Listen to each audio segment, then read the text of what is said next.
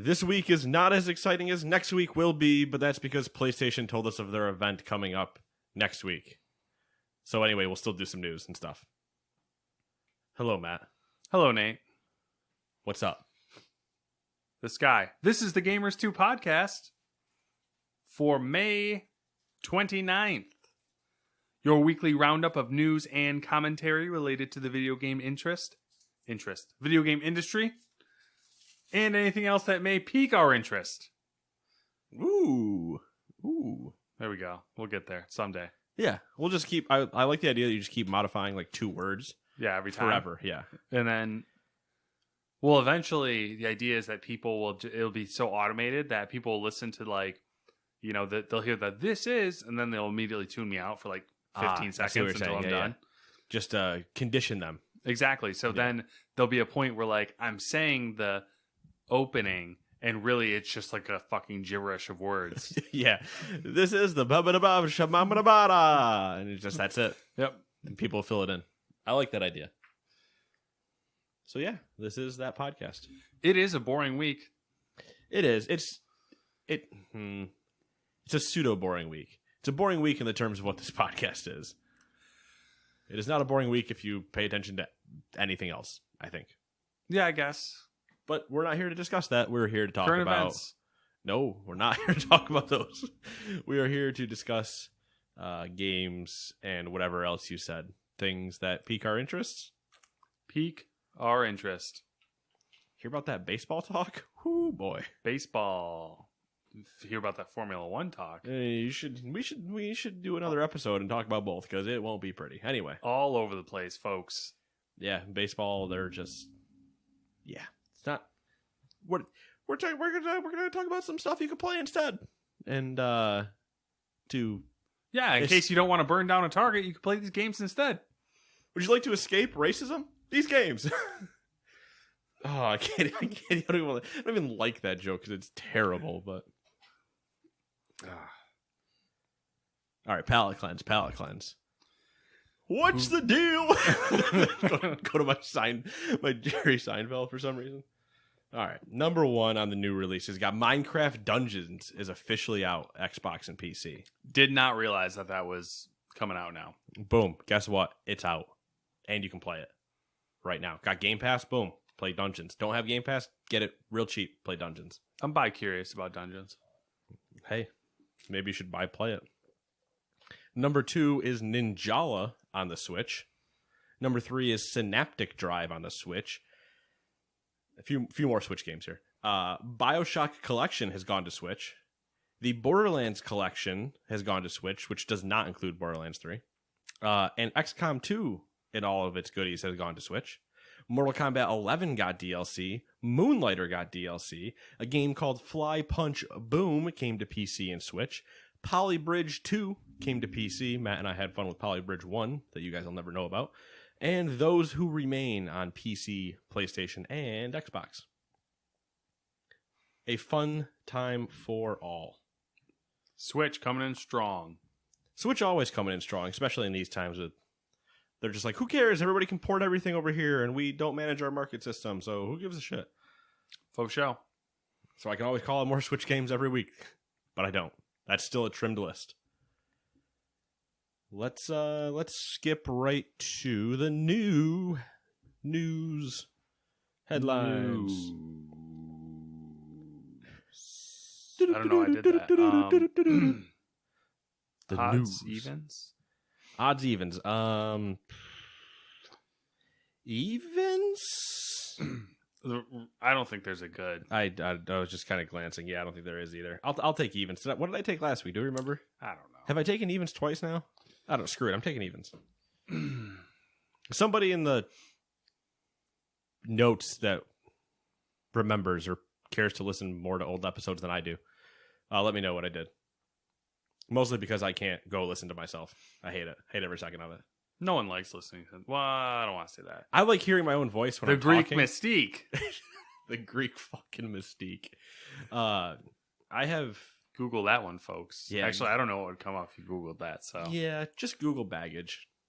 Because you should... Baggage. Watching baggage. When we get to what we've been watching, I'm 100% calling out John Boy for that because respect to John Boy and the brand. For sure. Anyway. You know what brand doesn't get respect because it doesn't deserve it? Electronic arts, people. My tongue does not work. Anyways, Electronic Arts announced that it has officially renewed its partnership with the NFL and the NFL Players Association for multiple years. I'm assuming that's what that stands for. Ensuring that the publisher, quote, will continue to deliver the only authentic football simulation game available to players around the world, end quote. It's been a long day for me. It has. It really has. The Madden series won't be EA's only NFL games. The company said it will also bring the license to more genres, including new arcade style and mobile experiences. Whoop-de-doo on the last two. Yeah, right? I think the important part is the quote, discussing that this is the only simulation style game, so you're not going to get anything to rival Madden from anybody else, just straight up. You're not going to get it. At least not licensed. And because it won't be licensed, nobody's going to play it. Hard truth, unfortunately. The interesting thing when they say arcade style, everybody, I think, immediately goes NFL Street. Mm-hmm. What does that mean? Because EA published NFL Street as well. So if they bring back NFL Street or something, I'm pretty sure Blitz is past its time. I don't think Blitz survives in today's economy. So Blitz is probably out. But like NFL Street or something like that, because we saw them do FIFA Street again this year, but they put it inside of FIFA. Yeah. I could see them breaking that out next year and doing FIFA Street on the side and also doing NFL Street on the side or something along those lines of a more arcadey type game. Or maybe something completely different. Maybe something that isn't in the NFL Street or the Blitz catalog of an arcade style game. I wonder if that's going to be a trend going forward. You know how we got Call of Duty Warzone and that was like free to play, but it was also kind of a part of the campaign. And FIFA Streets. And I don't think they would do it with Street though. I think they would do it with their Ultimate Team. Yeah, but can you imagine if that's going to be the next thing going forward is where they take games and they compartmentalize them so that you can buy chunks essentially. Well, that's if we were going to reach into our next gen conversation come next week. That is 100% something I am hopefully looking forward to when they do it. Because I've talked about it on this show about Call of Duty, where you're like, if I could only install Warzone, I would have it installed. Yeah. But because I have to install 19,000 other things, I don't give a shit. Mm-hmm. Or if I could only install Warzone and the multiplayer, but not have the co-op campaigns and the regular campaign. Dump those two. Don't need them. Which, to be clear, is totally feasible. It's completely feasible. It's laziness on the other end. Yeah, I'm sure it's not as easy as I want to make it seem of just press 2 buttons and call it a day. It might be press 5 buttons, but in my mind, in my head canon, it is. Either way, it's doable is my point. Yeah. It's 100% doable. The kick with these new mics, I'm still not used to it when I have to move it around and I'm doing this and I just want to be like I mean, you can hold it if you want. No, I want to turn into Sinatra so bad. We could get the full body, the full stand mics, and we yeah. could walk around. Or we just walk around and just do Bon Jovi, and can I only get a stick so I can do Freddie Mercury the entire time and just, I don't know. I'm going to get to a point where I'm going to start just singing Sinatra. Yeah, okay. And I did it my way. That'll be the whole thing. I'll be so bored. You'll see me walking around at the end of the podcast with this in my hand, just like I'll be doing old show tunes. Call me Jimmy Hollywood. That's a reference. The thing with the new consoles and the new storage way they're doing it is I'm hoping we're going to get that because Call of Duty is a great example of it, but also sports games could benefit to an extent. A little bit weirder there because a lot of their assets are just used. There aren't specific assets necessarily broken apart that way. Mm-hmm. A player is the same, except for the Ultimate Team, their card might be different, but their player model is usually the same across all game modes. So that really wouldn't necessarily be a great benefit, but for games that have multiplayer PvP type things, why not just allow me to only install that part? Like maybe I don't want to play the single player. Who things like that. Things. Going back to them owning the NFL license, it's good and bad. It does mean that there is no competition to Madden as a simulation, which is sad in a way. But good deal, like I'm sure financially, because Madden makes tons of money and it's like the best football game. But also there's nothing to compete against it to push it to be better. Realistically, we probably wouldn't get a good game that would compete against it for a long time, and like you run into the NBA Live problem. The game, whatever, a theoretical competitor would need several years to refine that formula, right? And in the current economy, in the way that games have been the past couple of years and everything, like no one's gonna do that. No, because you'd have to put like you're saying, you'd have to put too much money in. Maybe 3 projects, like 3 shots at it to refine yourself, and then your 4th one would be your one where you could start like competing. Mm-hmm. Even Pro Evolution Soccer still exists against FIFA, and they're different enough in a way, but Pro Evolution Soccer only has certain licensing. And it's a interesting thing where those 2 games play differently and do different things, but I don't think you're going to get the Madden version of PES. Yeah. I would like to see something like that, but going back to your broken out part for these, I wonder if they're doing studies to see how much money, and that's what 100% this mobile thing will be. Mobile Ultimate Team. There's no doubt in my mind. That probably, I think, already exists too, but I have no doubt in my mind it's just more of that. But I wonder if they're doing studies to see how much money they could make if they gave Ultimate Team away for free. If they're like, we locked out the rest of the game from you unless you buy it, but we'll give you Ultimate Team for free. Yeah. You can still buy the battle. They'll come out with a battle pass for it. So you can buy the battle pass. You can buy, or whatever they want to call the battle pass for a sports game. Obviously it's not battle pass. Who knows? A season ticket, whatever they want to call it. So you could buy that, and then obviously they have all the microtransactions in from packs, and we know how much those microtransactions. What was it? 4 million billion. It was a stupid amount of money. I don't remember, but it was a 4 million or billion. There's a zero difference there of how much money they made just on microtransactions alone. I'm going to stop squeaking my chair. I'm sorry. So if they could just break that out and technically put it in more people's hands, would they make more money? Because people aren't upset that they didn't have to spend a 60 on for that part, because a lot of people only play that part. I wonder if there is some type of way that they could, like, without just sending out a survey and hoping that the answers were what you wanted, that they could actually like test that part. I bet they'd make more money, or it'd be a wash, and they'd make more money eventually. Yeah, I think they would probably be able to make more money eventually, but a lot of it is, you see now, like even with the show, and I play a ton of the Diamond Dynasty, which is their Ultimate Team. They both do it great because I play FIFA or Madden on PC. And I don't have to pay for an online service there, which is the nice part. But the show, I don't play anybody online, and I still have access to almost everything they do, and all the cards and stuff like that. So it's definitely doable, and still have people just live in that ecosystem. Too many people buy packs, so I'm sure you're not going to ever hurt for money. But it's EA, so yep, we'll see. But yeah, to your point of like the Street thing, I could see them saying like it's FIFA and FIFA Street and Ultimate Team is free. You're paying for the other 2 modes. If they saw enough success with this year's Street version, yeah. Which I don't know what their responses were, but what is it? It's May. This will probably be June when you're listening. So 1, 2, 3. We're like 3 months from a FIFA.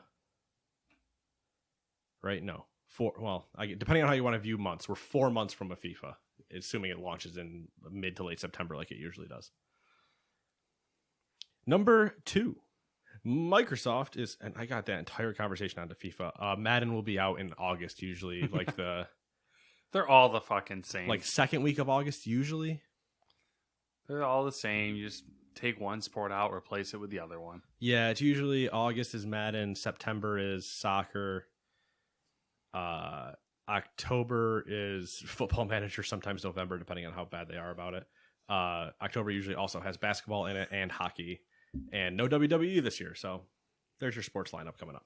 Number 2, Microsoft is planning to automatically add HDR support to games played on its upcoming Xbox Series X console. Microsoft is also doing some work to improve some games from a 30 FPS locked frame rate to 60 FPS, or from 60 FPS to 120 FPS. Alongside these game improvements, Microsoft is also revealing that its Quick Resume feature for the Xbox Series X can be enabled on existing backward compatible titles. Microsoft also says games will run without needing a boost mode, and there is no downclocking involved. I'm realizing now that you're reading it out loud, it doesn't make it explicitly clear that we're talking about non-Series X games. Yeah. I was going to ask for some explanation on a few things. Yeah. So let me. So they're going to add HDR support. We're discussing games played on its upcoming Series X console. So do we mean backwards games? Backwards games. Okay. All the way back. All the way back. So Xbox. Yes. Xbox original, some will get. I'm assuming it's not all. I'm sure their goal is to eventually be all. Yeah, and from what I read in their explanation of it is it's intended to be completely automatic inside the console and require no work from the developer. Oh, okay. So on console renders or yeah. On server renders to push to your console to even though even though they'll not mention the server part. Yeah, which that's the interesting part because they don't.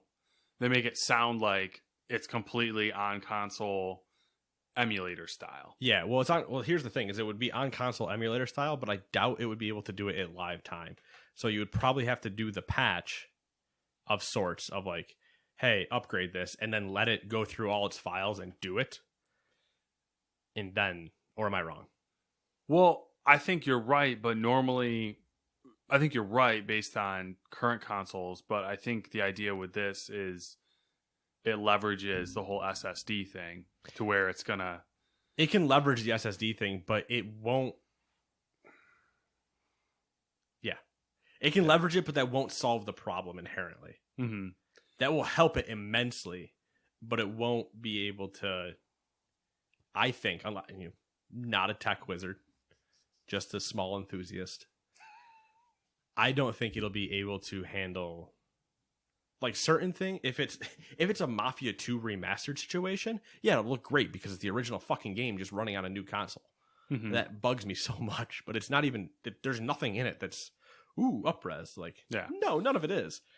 So they could do that and be like, it's up-res, and be like, well, no. But if they're actually like retexturing everything, that's where it's like, how far are they they going for us to expect? I guess. That's a good point. I think my idea of it, the way I envision it, is it's essentially like an algorithm, like Apple and Google's their cameras, like they're looking at the game using machine learning and algorithms to be like, let's apply this. And that's where I'm not positive that it would do it necessarily exactly in real time. And it might need like a minute of just like once you see it, it'll fix itself. And then next time you look at it, it'll be fine. Mm-hmm. But you'll see that like semi-split second kind of like delay as it relearns.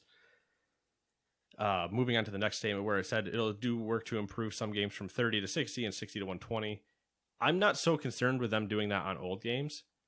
I mean, 60 should just be your baseline anyway of moving to 60, but we spoke 2 weeks ago that they're going to be running 4K at 30.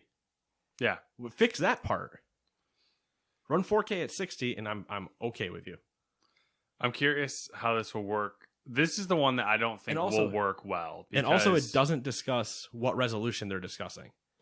Well, I'm assuming it's if they're just like we increased the frames, but it's 900 by 700. Like, wait, what? That doesn't correlate. Yeah, I don't know what the deal is with that, but it'll be interesting. Like, I don't think that will work as well as some of the other stuff they're suggesting because, as you know, some of these older games have game engines that rely on Yeah, and on as we know, a lock frame, right? and what was the problem with Bethesda at a certain point? Whereas if you had, at least it was on PC because consoles you could lock. If you had if you could get more frames, you could run faster. Yeah. Because that's how the creation engine translated things, and it's like, ooh, let's not do that. Like higher frames could 100% break, but inadvertently. But I'm sure that's why they're going to be like, we're working on doing it from some games, so they're probably testing it and seeing what happens. And the revealing that its quick resume feature for the Xbox Series X can be enabled on existing backward compatible titles.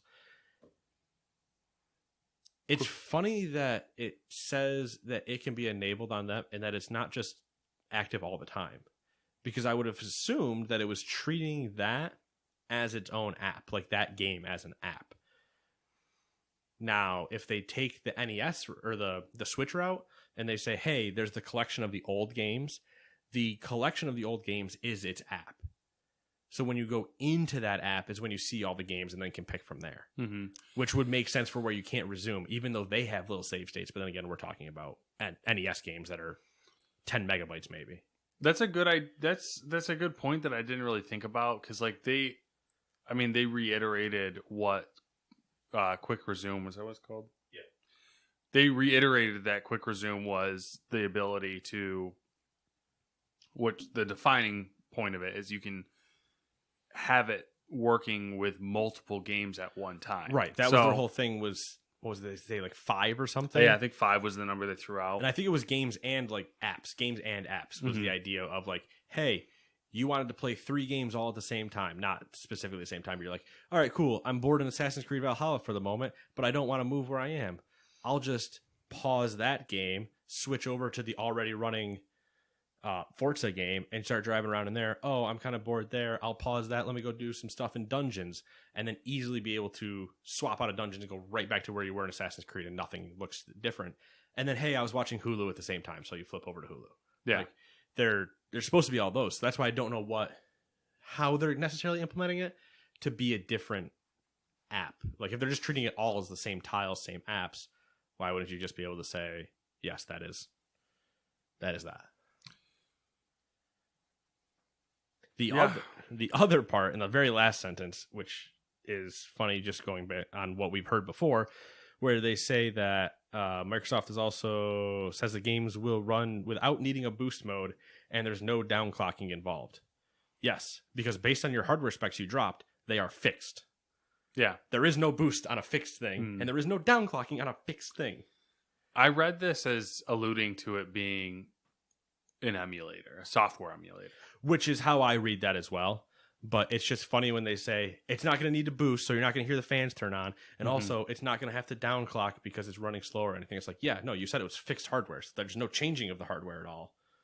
So yes, you should only be software emulating, where it will take and modify its own configuration and then launch the game inside of itself. Yeah. What was interesting about this was this all came from some like Microsoft project manager who's working on this specific thing. Okay. And it almost read like and felt like it wasn't necessarily, there was no marketing filter. I was going to say, is this the part where a person that talked to the press that shouldn't have talked to the press? That one. Yeah. So now Microsoft's like, oh, son of a, I thought we talked with our employees about not doing this. And then yeah, like it was kind of weird. Like something was, it was a weird exchange. Hey, I'm all down for knowing more though. And it's better than the last time that this was not specifically for Microsoft, but I don't know if you remember the last person that wasn't PR that talked to reporters that made an entire nightmare of a mess. I don't remember who it was. Was it Ubisoft? I don't remember if it was them or if it was... There was an Ubisoft one because it was in forums. It was a forum post with devs. I think it was Ubisoft. Maybe. There was one where some like artist or something or talked with people that they weren't supposed to talk with and just leaked stuff. And they're like, you can't do that. But they had just gotten so excited and just kept talking. Same thing happens with voice actors sometimes, like new voice actors. Yeah. And they're like, you would not believe what I'm doing on the new Splinter Cell. And they're like, excuse me? And he's like, yeah, I'm Sam Fisher and I have to do this. And they're like, holy shit, there's a new Splinter Cell game? And they're just starting to write. And the person's like, yeah, you wouldn't believe it. you go to like this place and you do this thing, and it's like, stop talking. They're getting smarter, though. Yeah, I mean, Unfortunately. I prefer secrets to an extent. I like being able to walk into a game and not know everything about it. I do like knowing that a game might be on the way. Yeah.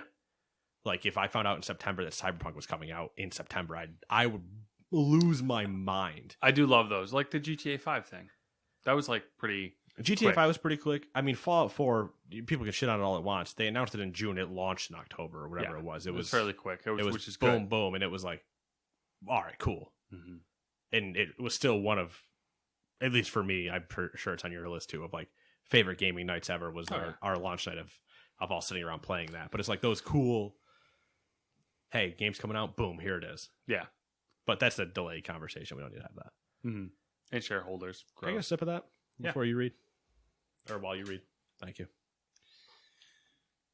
Number 3, the streaming exclusivity wars continue to escalate after Twitch signed multi-year deals with 3 of its biggest content creators.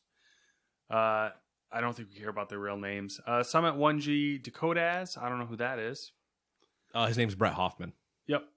And Josh OG has each agreed to content and partnership agreements with the video streaming platform. The deals reportedly feature arrangements beyond streaming, according to the creator's management firm Loaded.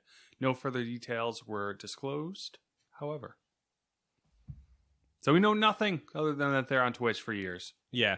And when it says like arrangements beyond streaming, I'm sure it's like appearances at TwitchCon or merch things or whatever, like typical... Yeah. Typical brand related things. Hosting tournaments. Yeah. All that jazz. Not breaking, starring in commercials. Not breaking terms of service. Yeah. All the stuff you're sworn to as a contract. I mean, cool for them. It's always funny.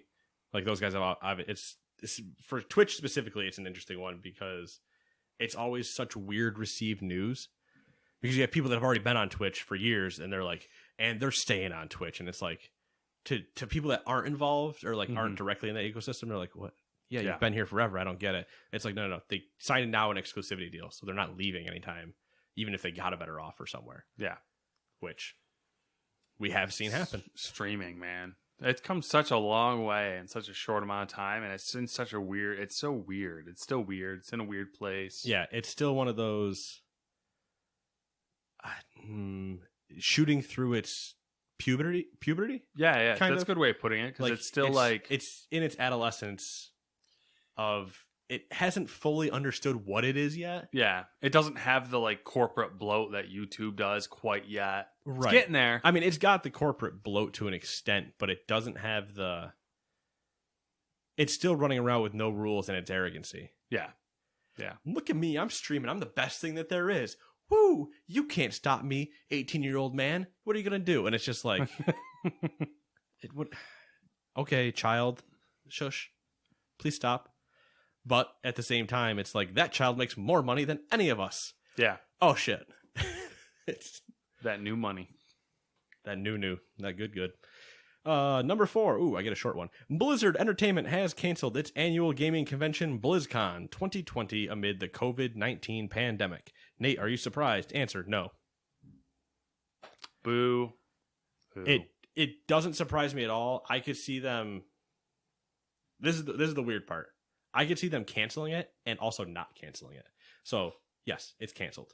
But I could also see them immediately pivoting and going like, we can still do digital roundtables of like have the WoW devs all just in a Zoom call and talk. Because do you not have phones? Yeah. Don't you guys all have phones? We can all just watch on phones. God, that meme is never gonna die. From Never those guys. going away. What stupid remarks you could make. At the same time, But they could no BlizzCon might be a good thing for them. It honestly might be the best thing they could do is just not have it anyway. I have like a weird 3-way bet with when Shadowlands releases with 2 of our friends, because one pegs November, one says September, I think, and I believe I have October, and somebody might have said December, and I think I have October, but it was just like a whole It's a whole guess, and I have my reasons. They have theirs, and it's a fun time. We don't have anything on it yet, but those are the guesses. And they're like, well, what if they don't do BlizzCon? And I'm like, they're not going to do BlizzCon. I'm like, I don't think they're going to do it, but if they don't do it, either way, Blizzard doesn't do a drop in the middle of BlizzCon, like, and it's out now. Like, no, they're not going to do that for WoW because all of that team that's there needs to go maintain the servers when 12 million people go, I want to play. Yeah. But it's going to be, they could just pivot to a digital entire thing. Their gift bags were already digital anyway, so that's not a problem. You could just get the virtual ticket to but you could still have a WoW discussion, a Diablo discussion, a Hearthstone discussion. Like those dev teams could still have their Zoom calls and still kind of maybe like answer things from chat that were filtered by some type of moderator in a Zoom call. So there's still possibilities to do stuff like that. And they could still drop like trailers around that time. But BlizzCon as a people showing up and doing the tournaments and all that stuff probably won't exist. Or sorry, according to this, does not exist this year. They've still been doing WoW Arena and the Mythic Invitational stuff on the weekends by doing it all remotely. The casters are all at their houses watching on the tournament realms, and all the players are at their tournament houses playing there and stuff like that. So it's all still possible to do a lot of things that they normally did, just without any of the interaction. And maybe not all of them, but to a scaled back degree, they could still have some type of press, 3 days of press week type thing around then. When's BlizzCon normally happen? First weekend in November. Okay. So they still have time to announce a digital. If they so chose, or some type of like, hey, tune in on November 8th for the Diablo panel and check out a new cinematic for Diablo 4. Like something like that. Yeah. Could see that happening. It's all entirely possible. Diablo 4. Looking forward to hearing more about that. Yeah, I want to hear more about it too, because it should be out next year. We'll see. They have said nothing on a date, but I wouldn't be surprised to see it late next year. Their fall window of next year. When WoW has already run its 1 year course and people are like, I need something to play, and they drop Diablo on them, and they're like, never mind. Makes sense. Shall we move on? Yeah, I read a short one and then made it way longer than it should have been. Welcome to this podcast. A new collection of Samurai Showdown games is coming out in a couple of weeks.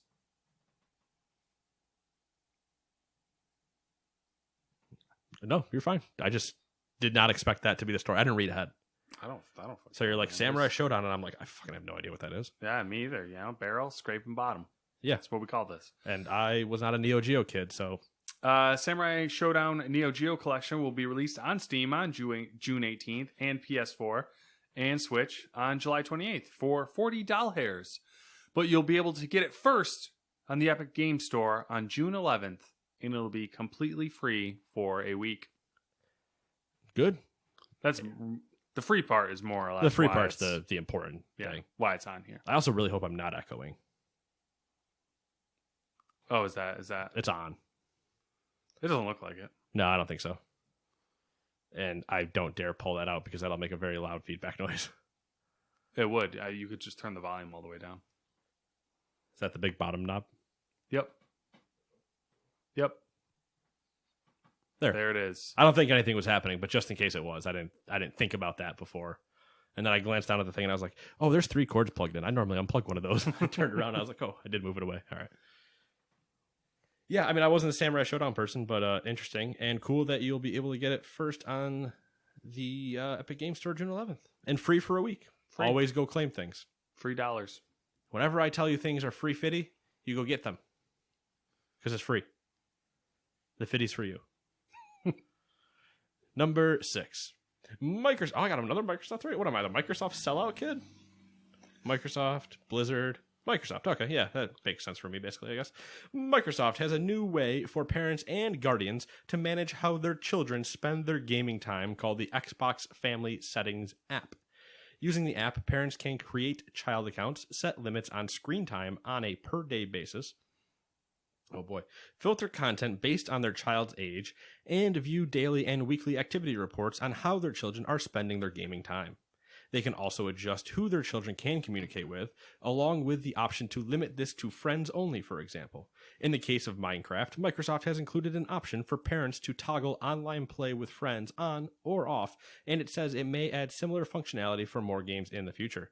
Many of these controls aren't new, but the app is a more convenient way to manage playtime compared to having to log in to Microsoft's web portal. Goddamn man trying to keep us down. You're trying to take my games. I'm but a small child trying to play Minecraft with my friends. I mean, good. There's all sorts of oppression in this world. Stop it. I saw the opportunity and I was just like, I gotta go for it. Yeah, I saw it too, and I went, I'm not going there. Because the juxtaposition isn't even close. It's terrible. The things we say. Microsoft loves those like parental controls and stuff. They're love like heavy into them. They love them, but it's also what makes them more. I mean, the joke was right. Like Microsoft is the child's console. Like before, back at like 360 time, Microsoft the child's console, PlayStation's the adult one. Blah blah blah blah blah. But Microsoft, once again, going forward, as I've been saying for the last year, has been putting themselves in positions going into the new console with features and everything that make them very attractive to a family. Hint, hint. This also works not 100%, but it also partially works on PC. Right, because it would work with the Xbox game app that's on there and stuff like Yeah. that. So if they were doing that, but it won't cover Steam and Uplay and Origin and I don't know. I didn't look into that. and But GOG and I wonder if they and could, the other though. 19 other launchers. I wonder if they could, to a certain extent, because of Windows. Like, if they could do some fancy schmancy. Well, then you would just have parent. implementation. You just have parent. There's parental controls on Windows. Yes, but convenient app. Everything on. If you talk to Microsoft, everything on their damn OS is an app anyway. Literally, they got rid of it. If you right click on your. So, fun fact: if you ever need a shortcut to administrative things, in the bottom left where your start menu is, instead of left clicking on that and typing in the control panel, you can just right click and it brings up a mini menu. And it no longer says programs and features; it says apps and features because they're like, "Yo, we don't have programs anymore. Everything's an app now." And it's like, "Oh God, Getting hip with the you hip with young the times. kids." But it's one of those where it lends itself well to families that either are new coming into the consoles, Mm-hmm. like, hey, I have a 9-year-old wants to play games, blah blah blah. All his friends are on one console or the other, thoughts, blah blah blah blah blah. And from Matt and I's retail backgrounds of being able to sell things to people, we could at least explain this and make you an informed consumer.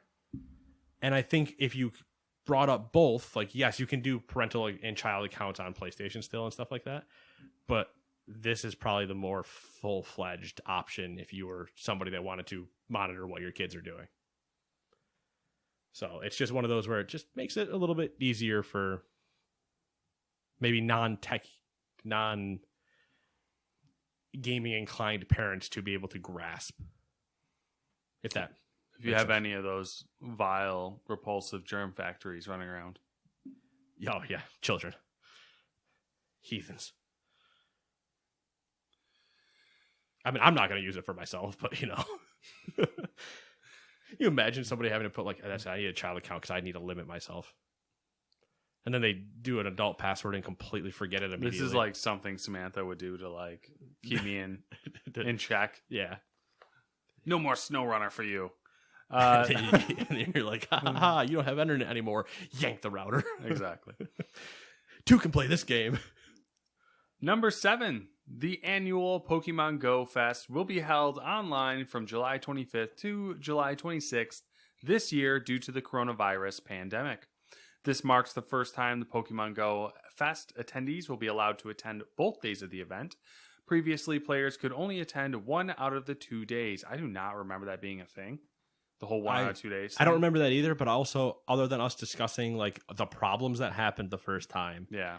Or And like whatever the exclusive raid was. Yeah, and the attempts and everything after that. I don't think either of us went, huh, what do tickets cost and how could we get there? Like neither one of us looked into it. Yeah. With the event going virtual this year, Niantic plans to increase the number of tickets available, though Niantic has not yet detailed exactly what the 2-day festival will include. It notes, quote, new experiences, gameplay, and surprises, end quote, will be included. Surprises. Surprise. Surprise, surprise. And I'm sure probably going forward, it's just going to be a digital event. I think they'll still like the idea of getting people together, but that all depends on what our world state becomes type of thing. It is... Have you ever seen 1984? Speaking of our world state, Big Brother refuses to allow you to have Pokemon Go Fest. I meant like pandemic wise, but I understand. Oh. Yeah. But it's definitely, it'll be interesting to see how the digital one is handled. And then it'll be, maybe they run 2. Maybe they run 1 where it's like, hey, if you want to afford it and you all can come hang out, cool, come hang out. Also, we're going to run another one for it's like, if you didn't get to this one, cool. We're just going to have a digital one as well. So that way you guys can still participate.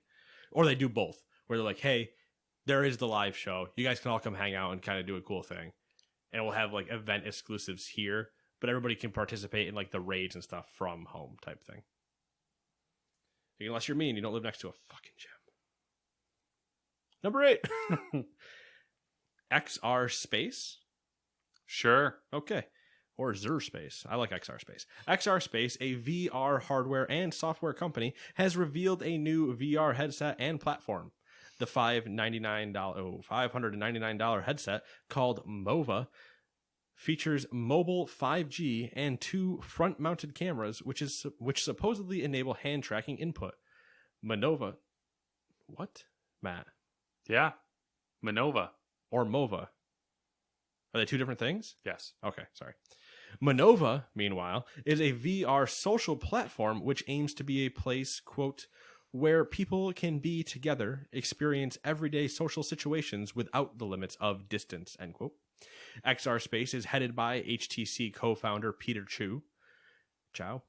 I don't know. And he stated, quote, the singular goal of XR Space is to take XR to the masses by redefining how people connect, socialize, and collaborate by simplifying the hardware and user experience, end quote.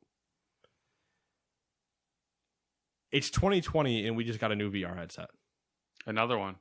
We Yeah. got actually another one as well. That's true because we did, yeah. Today or yesterday. What? Fucking HP released their 2nd gen Oh, okay. VR headset. Yeah. It's just it's an interesting thing of more VR headsets. Oh, there's another one that came out that's like a business orientated one that was from CES from the past like 2 years, and that Okay. one's like that is like a VR headset on steroids. Oh, of It's course. like but also it's like $5,000. $2,000. You put on a full haptic suit, and Yeah, you can feel when your coworker next to you pokes you to wake you back up. I've noticed like this pendulum swing where like we'll get cheap VR headsets, And and then we'll get like really expensive VR headsets, Yeah. and then like it's just going back and forth. And it's interesting that there's still so many more VR headsets coming out when there still isn't the tech. Like Half-Life Alyx is still the best example of the best technology we've seen for it in terms of like really leveraging the controls plus everything else.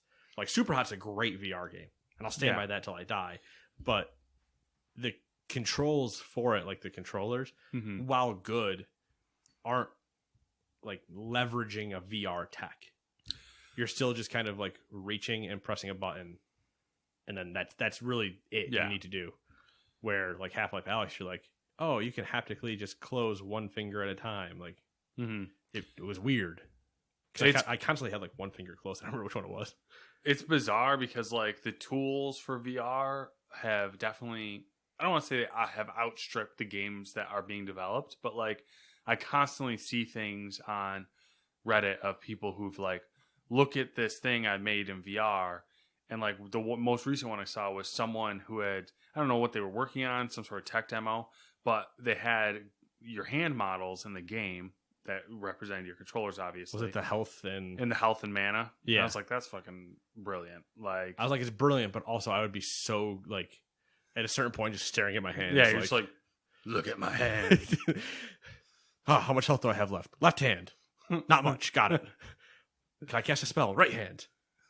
And a little bit as it regens. Okay, there we go. Fireball. Like it definitely was a cool like techie thing. But it was Yeah. like, I don't know how you apply that into that's the game. like, I see a lot of that stuff where it's Yeah. like, that's a cool idea, but like, how do you And how do you other make a other game out of than that? Alex and say driving Mhm. or There's super hot, I still think the prime application of VR is in gaming. Yeah. I think it's sports and entertainment type things where they can just drop you in a stadium Mhm. and it's like, all right, we stuck a camera over in one of the section 232 that's close so you can still see the action. It's a 360 camera, so it's like There's another pay thing X amount and watch that. I want to try out. Another thing I want us to try out, and I'm not sure, but people have been raving online about it, like watching 3D movies on VR. That'd be interesting. Um, Also, I'm going to sit down while I watch because yeah. I don't need to dodge the spear getting thrown at me. And the other thing I want to mention real quick, which I think is kind of a detriment to the VR industry, is what people were originally afraid of when Facebook bought Oculus. So the Oculus has their own store now, Oculus Store, and a lot of interesting games have been coming out on the Oculus Store, but because they're exclusive to the Oculus ecosystem, You're screwed. Yeah, If you don't have Oculus, you can't play. exactly. It's a complete side comment, but I'm like jealous of your hair the more I look at it versus mine. It's getting real long. Yours is getting real long. Like mine's not as long as yours, but like yours is long and also still looks like coming around here and like this needs to just go. This is like this is a joke, but you look put together. The back looks good. This does not look good on me. I can tell because I can feel it.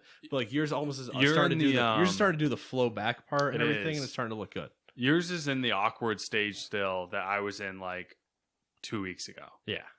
It's like last week was the first time that I washed my hair, and you know how it is when you normally wash your hair. It's terrible. You know what I speak of. Oh yeah. It's all in my eyes and shit. I washed my hair. It was fluffy and everything, Yep, and yep. like I put lotion on my hands. And my go-to routine with that is so when we wash our hair. This is getting way off topic. I don't fucking care. when we wash our hair, like, and I think it's a guy thing in general, or if you're a girl with short hair, it gets really light and feathery. Yeah. And it's just kind of like I don't want to say it's uncontrollable, but it's basically doing its own thing. Mine's uncontrollable unless I put like a little bit more water back in it or something to tame it. Otherwise, Exactly. it does whatever it wants. So what I do is I usually put some lotion on my hands, and I rub lotion into my hands. And when my hands are still a little greasy, I'll run them through my hair, and it grease it up adds a little. just enough little bit of like oil in there to like kind of get from being all crazy. Right. So I washed my hair. I did that, and it was just like this wonderful like thing going on. It was all just like floofing out in the back and everything, and I was Yeah. like, "Oh my god, this is happening! This is a thing." So You're like, now, this works. I understand what I'm doing. yeah. So it's been fun, and now all the barbershops are opening. So I have a million people who are like, "Are you gonna get your haircut? You're gonna get your haircut? You're gonna get your haircut?" And I keep saying, "Nope, it's a thing now. Nope, it's a thing now." That's literally my answer. I'm like, "Nope, it's a thing now." Like, I might need to get it just like touched up or something, but I think I 100% am going to try to leave as much of this as I can and do what we were talking about. Yeah. Of just let this run, but go back to my shave or just shave this whole thing and let this just kind of do what it wants. Yeah. The trick, like the trimming of the neck hair, is really the clutch thing. Like that's what's the only reason why I've been able to keep this going is because I've been like routinely cutting that down. Yeah. So I need to just get this. Like this part doesn't bother me. The top of my head doesn't bother me. It's the side that always bothers me. So it's like when this gets all trimmed back up, I don't care how long this top is. Yeah. Because I can easily just I love doing this. I do this all day, every day. Yep. Just run my fingers back through my hair, especially when I'm frustrated with somebody. What's gonna kill me is the heat because I'm feeling it. And that's where I think I can escape that with a side trim. Mm-hmm. I can have you that as my event, and this is like I'll deal with it part. The other nice thing I've noticed too is it's long enough now to where it's not impacted by me wearing a hat. So I can wear a hat for a couple hours, then take the hat off, and my hair still looks basically the same. Yeah, mine's not impacted the way that I wear my hats, with the backwards. Mm-hmm. Doesn't bother it. Yeah, a little hair update for everyone. It'll bother it if I wear it like, hey, I just got out of the shower, throw a hat on, I gotta leave. Mm-hmm. Then my hair's fucked because at that point it's been affected. But if I let it sit for a while, like it is now, and just do this, I can throw a hat on and then take it back off. It'll be fine. Yeah. In fact, that happened tonight. So anyway, yeah. Welcome to the hair update. Hair update. Quarantine hair update. Back to the news. Yep. Latest. Back to you, Matt. The latest issue of the official PlayStation Magazine UK confirmed that this is an Assassin's Creed topic, by the way. Thanks for the trigger warning. That the Raven Synan, I don't know, did we agree on whatever it is? Synan, whatever, who will accompany Eivor during the game, will be able to locate monasteries that can be plundered. The game is also going to feature Roman and Celtic, however you want to say that, ruins and monuments, as well as some Neolithic tribes. The magazine also revealed some new details on the settlement. The location of the settlement is decided by a very specific narrative reason, and its storylines will be constantly evolving and overlapping, eventually forcing players to make some tough choices, tough decisions, or however. Assassin's Creed Valhalla is also going to bridge the gap between the Assassins and the Hidden Ones and the Templars and the Order of the Ancients. So we'll finally learn how the two groups evolved into the factions we have come to know since the original Assassin's Creed. What? That end sentence, just my mind just. All right, so here we're gonna finally get to Valhalla, and we're gonna figure out how these 27 factions have all existed.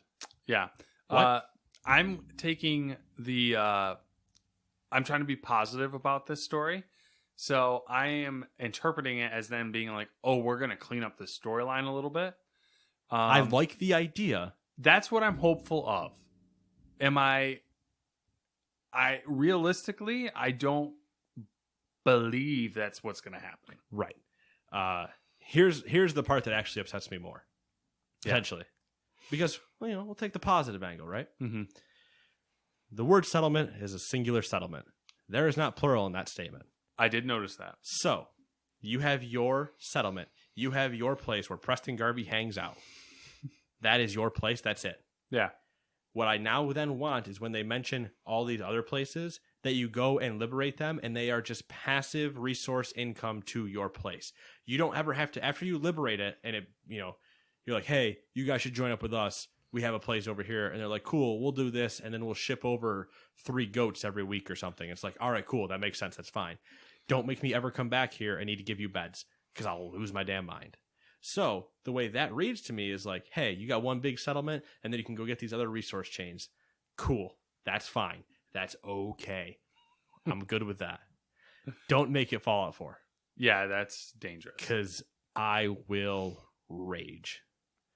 If I get to the first settlement, because I'm going to play the game. It's 100% going to happen. Yeah. And I'm going to ignore everything that happens for the 2 months that I don't play it before I play it.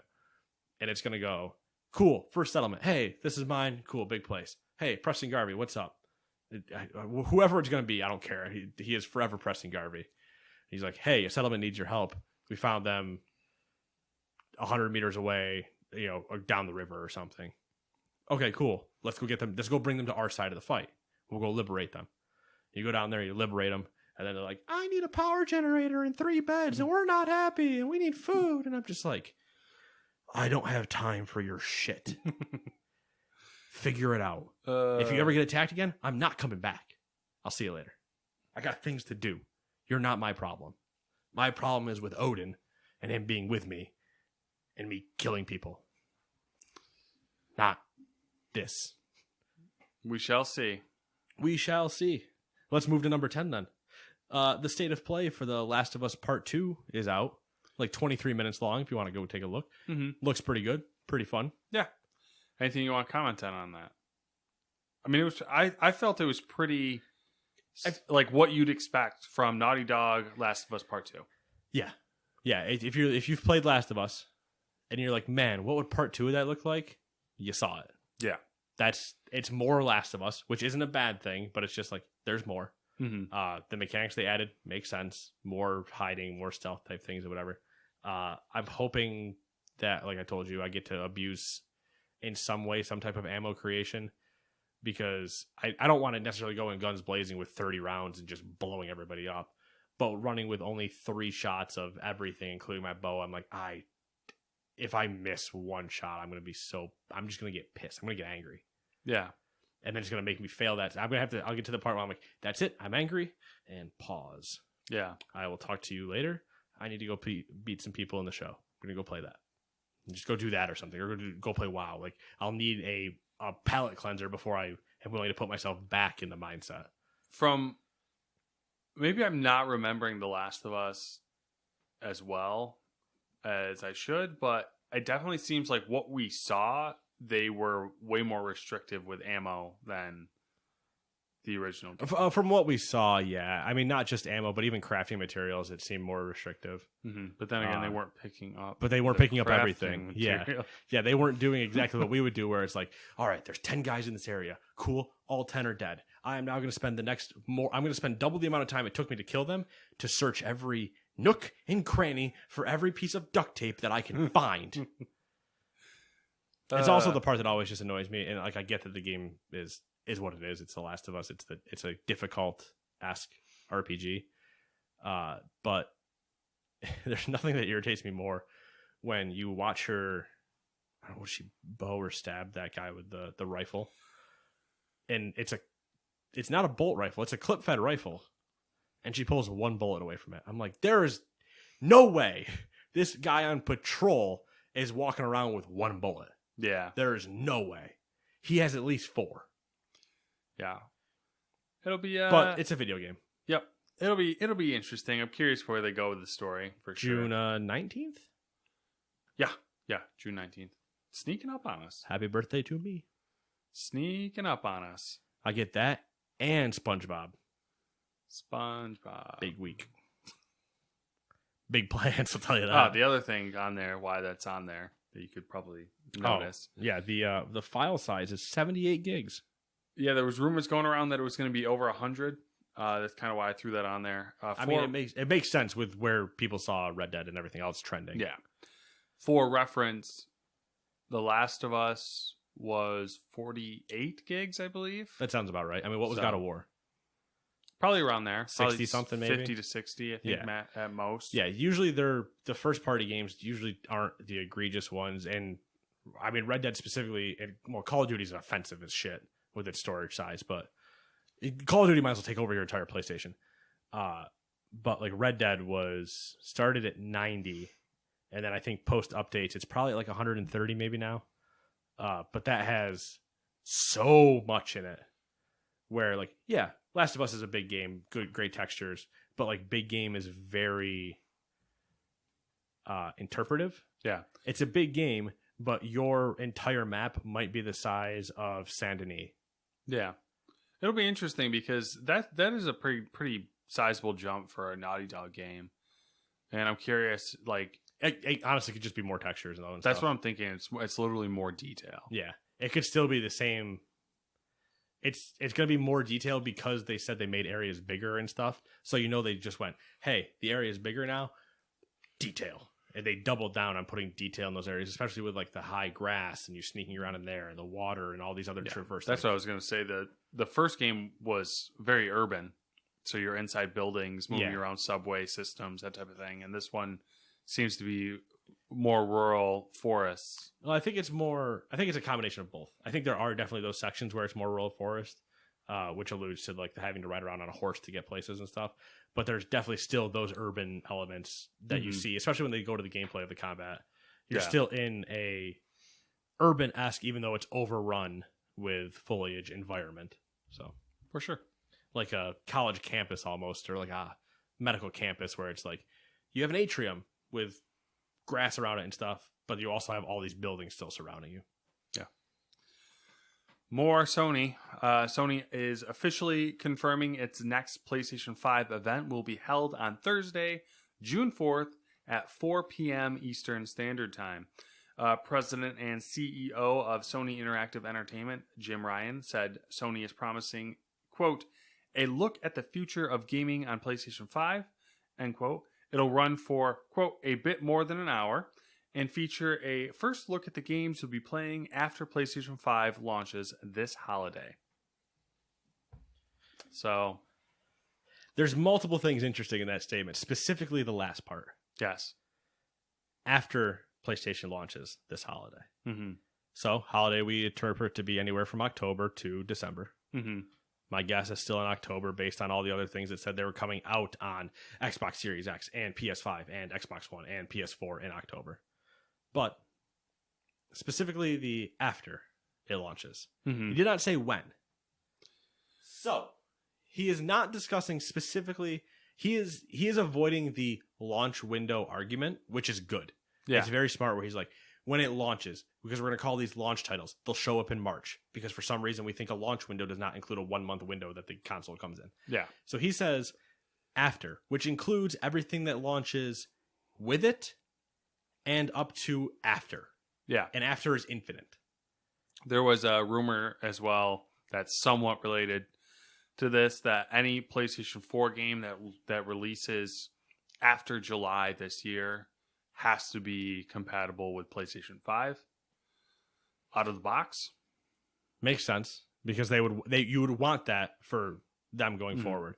But it's also funny when you say that and then they are getting Last of Us and Tsushima whatever out before that deadline. Yeah. I assume to make portable versions of them later. Yeah. Like, hey, we're halfway through the life cycle. Here's Last of Us 2 remastered type thing. Mm-hmm. Worked well for them in the past. Weird, right? It's like they've done it before. The bit over the hour part, I'm really interested in. The over the hour part is definitely interesting because we talked about this in the car, but I want to rehash a lot of it. They could throw a stack of cards on the table. Yeah. Just like, there's 4 aces. What are you going to do? Because they can come out swinging. Boom. Here's what it looks like. You guys have no idea what it looks like. We already know what the Xbox looks like, but here, we'll equal them on that playing field. Oh, what don't they have? Oh, a price point. Boom. There's your price point. Oh, you also don't have a release date. And there's that.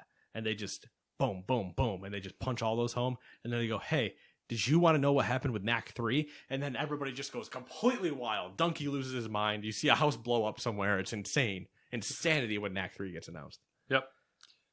And then we see Knack 3 actually gets announced next week.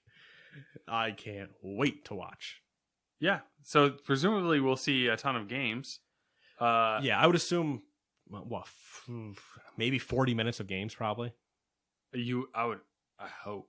I would hope that there's not more than 20 minutes you can tell me that we don't already know about the console. After you already had the Cerny tech briefing and everything else, you should only be like at this point you should be jerking off. Like they do need to spend a little bit of time because people are clearly like the tech demo didn't, or the tech briefing didn't tell us enough specifics because it's not written for Jim and Jane or John and Jane consumers. Yeah, it was written for techies. Yeah, so they need to take the 20 minutes, dumb it down, go, here's what you care about. We'll tell you that in the first 15 minutes, and the last 5 minutes are, this is what it looks like, nice and pretty. By the way, this is how much it costs, and you can buy it on boom. And then they go, and when you buy that, here's what you can expect to play on it. Start the trailers and gameplay. Here we go. Let's cut over to our Sony Santa Monica devs or whoever wants to. Like, what are you working on, Cory Barlog? Let's start. And it just starts with some dev doing their, we wanted to make this, blah, blah, blah, blah, blah. Da-da-da-da-da-da-da. Here's the game, whatever that is. Here's a gameplay vertical slice. Is there anything? I have no idea. Okay. Horizon 2? I was going to say, is there anything that you think we'll see or anything you want to see? Think we would see. Want to see? I don't know. I don't know. I think to see is so. I have no idea because I would have guessed Last of Us would have been pushed. Tsushima would have been pushed. But now they're not. So it's like Horizon 2 is the next thing in my head where it's possible to see that. It's been enough years. Horizon 2, Demon Souls remastered. Yeah, but I'm not like... Yeah, I know. I'm going to throw my E3 one in there, which is Resistance. Oh, I love in it. either You know what? form, Brink remastered, 2. remake. I'll throw Brink 2 in there. You know, Whatever. I love your Resistance pull every time. It's my favorite. I'm going to get it one of these days. That's true. Technically, eventually I'll get Splinter Cell. Yeah. Dude, the fact that you haven't got Splinter Cell yet, kind of fucking ridiculous. Yeah. Damn E3 predictions. There's going to be that one time that you don't say it. Yeah, I'd be and like, then well, it hasn't happened ever, so screw it. No Splinter Cell. I'm not going to say it. And then, here comes Yves Guillemot, and he's like, we've been working on 3 Splinter Cell games. oh, who you like, Sam Fisher? And it's like, oh, son of a bitch. I should have had that. I should have known. That's my French, by the way. Don't ask. It's definitely, Horizon 2. Here's what I would hope to see. I can kind of go more there than what I think we might actually see, because there's a solid chance we might see Act 3. Like, it's a joke, but it's definitely true. Mm-hmm. Or some type of... Killzone would be not going to happen, because Resistance is going to happen. So, it's not the same studio, but Killzone's on to the other game. Blanking. Yeah, that one. That studio is not doing... Yeah, it's not doing Killzone anymore. Yeah, they're doing Horizon, which I already said. So, it's a lot of the things we already like. We were joking Death Stranding was never going to be out. Yeah, that was a PS5. It's out. So it's a lot of things are kind of not. There's a cloud. There's basically a cloud. Yeah. There's a couple things we know are a thing, but shouldn't really be ready yet. I think. There's things we know are a thing that aren't ready yet, or shouldn't be anyway. Yeah, but doesn't mean that they wouldn't show us. But also, it's interesting when we discuss this to...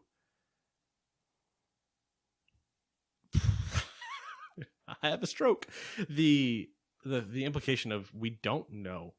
Because like we can predict, but the new FIFA will be on it. Like, yes, obviously. There's a lot of third party, but we're not discussing third party ideas because who gives a shit? That's not what PlayStation needs to show. I don't care if PlayStation touts out Destiny 3. But they might. They might. That would be a huge just punch. After the whole Stadia thing with Destiny, if PlayStation walked out Destiny 3. They might. There's a lot. And if Bungie was making a Destiny 3, I think that'd even be more weird. I don't know. There's so many. It's just so weird. Like, there's a lot of things that I think we could say we might see, but like new Gran Turismo. Yeah, like what if actual new Gran Turismo? Like, what if they hit us with Gran Turismo, Horizon 2, God of War 2, which Horizon 2, God of War 2, I think are too soon. They wouldn't be able to be near each other. Yeah. God of War would definitely be too soon. Horizon could be shown. Yeah. Horizon would be like a trailer. God of War would have to be like a teaser or something. God of War would have to be basically just like a title card. Yeah. Where Corey comes on, discusses like his story idea of like, hey, we know what happened. You've played God of War. You saw what happened with Atreus and everything. So when we go to the next God of War and blah, blah, blah, and then it finishes with God of War subtitle. Yeah, I'm trying to think of... I feel like we're missing a big one, and I can't think of what it is. Oh, I don't know. What's Sucker Punch is dropping Tsushima. There might be something still out of Europe that we're not thinking of. But it's... They might just double down on new things. A new true Gran Turismo would be cool. Because they haven't made one in years. They haven't. The weird thing is they're still dropping vehicles into sport. Because they're still making a ton of money on it. Yeah. Like, sport still kills it. And the, I've talked in circles at this point. But, yeah, Horizon 2 would be up there. God of War 2 would definitely be a trailer. We'll find out next week, I guess. They could drop the PT shit if this Silent Hill shit and whatever is real. And they're like, we put Kojima. Now that Kojima's done on Death Stranding, we gave him this, and everybody would just be like, "Oh my god!" Yeah, and you'd have everybody fangirling for about a week, writing about how Kojima should have a Silent Hill game, and then once again they won't rail him in, so everything will get super weird. So I mean, there's stuff like that. I'm trying to think if there are any other old franchises, because they did Spyro, they did Crash. Infamous. They could remaster all of Infamous. It would be an interesting thing to do, but they could remaster it all. There was the Soul Reaver rumors, the Legacy of Kain rumors. Yeah, Legacy of Kain. The Infamous one is a little hard because of Tsushima. Yeah, for sure. So unless they like gave it to a different person to remaster while they're working on that, but yeah, there's some interesting ideas. I'm excited to see it. I am too. I'm really excited to see it. If you weren't working, I would say we should watch it, but we'll both be working, unfortunately. Yeah. Well, actually, wait. It's 4:00 our time, right? Yeah. So it would be able to be rewatched like right after. Yeah, we could do that if we so wanted to. I'm down. Anyway, that's all I got for news. That's all I got. Next week you'll have your deals for Games with Gold, Prime, PlayStation Plus. If you don't want to wait to hear them from us, they're all available on Tuesday this week. But I'll run through them once they're officially out on next Friday. But it's been 7 days, Matt, since we've last congregated at the holy place of Gamers 2. What have you been? What have you up to? What have you been? I stroked out again. What have you been up to? Nothing exciting. Same stuff. I've been playing SnowRunner still, not as much as I have previous weeks. A little bit less, just because I've been really tired. Getting home and then drama. Not really drama, just like life. Life. I've been continuing my trend of listening to documentaries. Well, I've been playing SnowRunner though, and I really enjoy that. So I've been taking in a bunch of like Mayan documentaries, Roman documentaries. Did listen to one on Alexandria, like all this other random stuff. You're ready to play Civ 6. Yeah. You're like, oh, little did you know about these units. Yeah, wait, they're not in the game?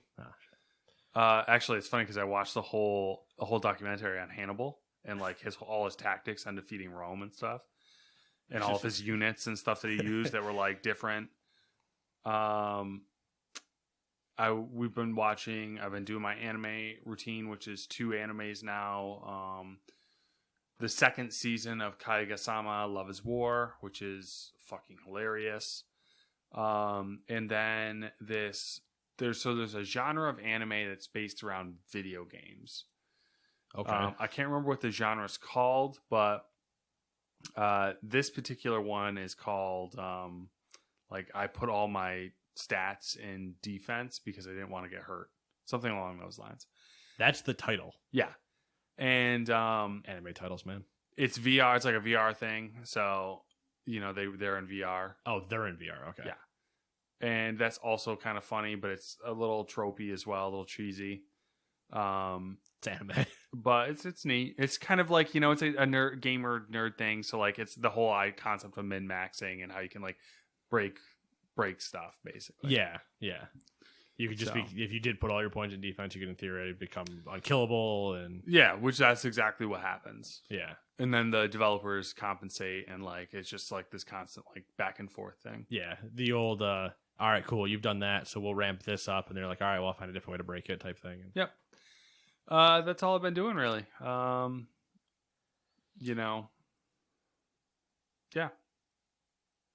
How about you? Been doing the huge Animal Crossing, MLB The Show, World of Warcraft, the 3 Knights of the Apocalypse, and I finished the main story of Control. Interesting. What's this main story talk? Is there side quests? Is there DLC? Side quests. Side quests. A lot of side quests. I think. So I might have them all, but I'm not positive. Does the whole game take place in one building? Yes. Okay. Yeah, it does. All right. It's in one building, but that building ignores the physical Yeah. outer so like there could limitations be of different. itself. There could be different realms or something like that. Kind of. It doesn't obey physicality in the way that we understand it. So, like, as big as your house is, now put Central Park in your house. Yeah. But your house doesn't change. It's the Doctor Who thing. Yeah, very. The TARDIS. Yeah, very, very similar to the TARDIS. What'd you call me? But it's it's much bigger Yeah. Okay. than that. Fast travel is recommended. Okay. There is a lot. Yeah, so the main story of that's done. I got baited at one point, and I was really annoyed. And as far as the ending of it, I was playing with the social media director listening to me, and she's like, "Did you just finish it?" And I was like, "I think so, but I'm really not happy if that's the ending." And of course, it was a bait and switch. And then I play more and do some more stuff, and then I get to go to the real ending. And even at the real ending, I was just kind of like, okay, I'm okay with that ending. Okay. But I wasn't like thrilled because I think I was still soured by the initial bait. By the bait. Because I was like, oh, come on, that can't end. Oh, God. And then it comes back, and I was like, you really did that? Oh, I'll go through this. Okay, the ending. Oh, okay, all right. So, Game of the Year contender? Do you think it deserved it? It definitely deserved to be in the conversation. Okay. I think it deserved to be in the conversation more than Outer Worlds. Interesting. Outer Worlds was good, but it very much had the problems we discussed when we discussed them. Of like, there's a lot of like, what is going on? Who cares? Yeah. Like it didn't know the story it was telling you. Mm-hmm. I think it either relied too much on you to tell your own story or whatever.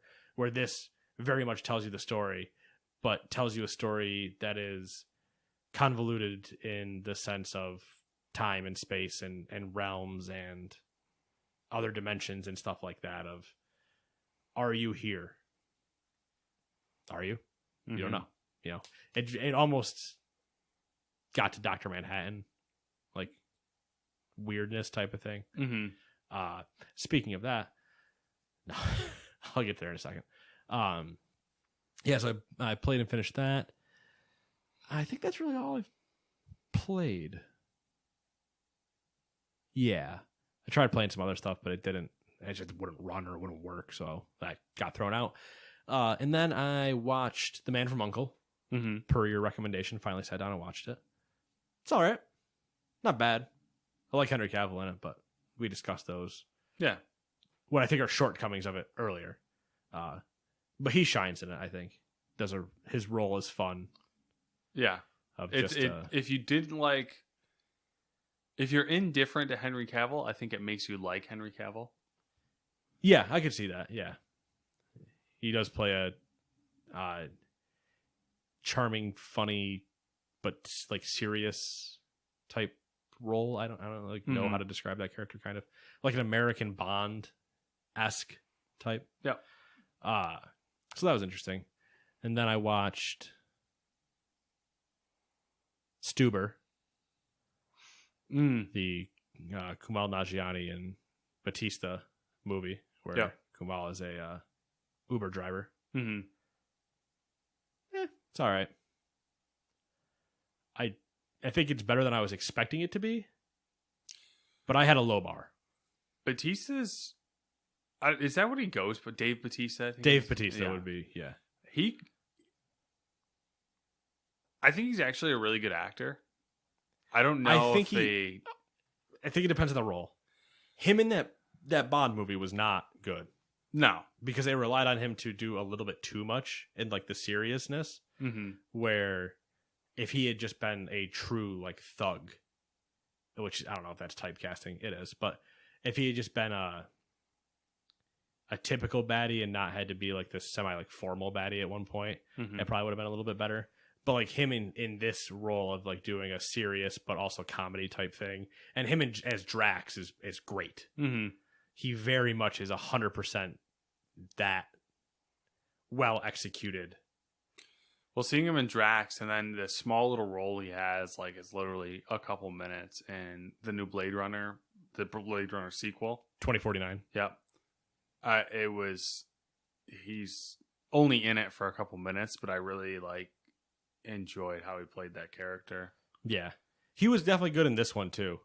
Because for the majority of it, he has to play, like, with impaired vision because he gets LASIK. Okay. So he's just like stumbling around and he's, bull in a china shop type. So he definitely plays it really well. But when it gets to some of like, because the movie's a comedy with even him playing the like badass serious undertone on it, it's still hysterical the entire time for the most part because he's dealing with those limitations and things like that. Mm-hmm. But he still has like that dry, almost Drax like, it wouldn't go over my head. I would catch it type of lines and humor. But yeah, he definitely has been doing pretty good. And then I watched all of The Watchmen. I've heard good things about Watchmen. It was pretty good. I will say, I wish I was working. Well, I am working, but I wish I was at work for one of my coworkers watched it. And he's like, yeah, you should really watch it. It's really good. I was like, all right, cool. So I watched it, but I could text him and stuff, but I don't have the like conversation. Context. Yeah. The conversation I want to have with him where I'm like, what the hell happened for the first 5 episodes? Mm-hmm. Cause I was unbelievably confused. And then it all starts to come together in the end. And I'm like, all right, cool. I understand everything now, but I didn't ever watch the movie from before, but you also don't need to. There's like just small references here and there, but nothing that actually like pulls from that. But there was a lot like for the first 4, maybe 5 episodes where I was like, I'm keeping watching because I'm intrigued, but there are definitely things that don't add up. And then by the end, they wrap them all up and you're like, okay, I think I understand everything, but I still have questions where I'm like, I don't know if that should have been done that way or whatever. I'm curious though, because there's I feel like you'd lose a lot of context if you're not familiar with either the graphic novel or the movie. I'm not familiar with the graphic novel either. And I know like memes out of the movie, but not. Yeah, like I just feel like there's a lot of context you'd lose. Like there's really not. If you have a base understanding of the original movie or like the original movie, I guess of who the characters are. Of just like who some of the characters are. Because there's only 1, 2, 3, 4 that are referenced ever. And one of them doesn't even technically exist in the universe. It's 3 of them. Mm-hmm. But even then, you still don't deal with one of them until like episode 7. And the other ones they never even explain like who they are or what they're doing until late. And then they wrap everything back up. Like there's a lot of timeline jumping to tell the story. Yeah. I have a rough idea of what the story is. So yeah, it's pretty good. If you have HBO Max, go watch it. Or HBO via whatever. Definitely worth a watch. I think it's 9 episodes, hour, some a little bit more.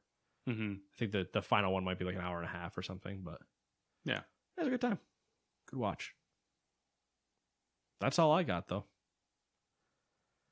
Burn through more stuff next week because we just keep on sitting at home, chugging through this quarantine life.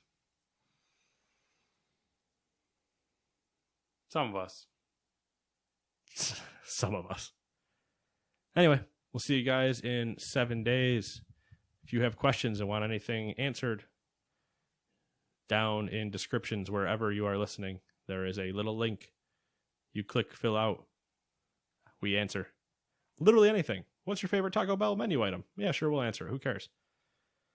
Do you have a favorite element on the periodic table? Yeah, sure, we'll answer that too. Just whatever you want to ask. Who cares? Random stuff. See you later. Bye.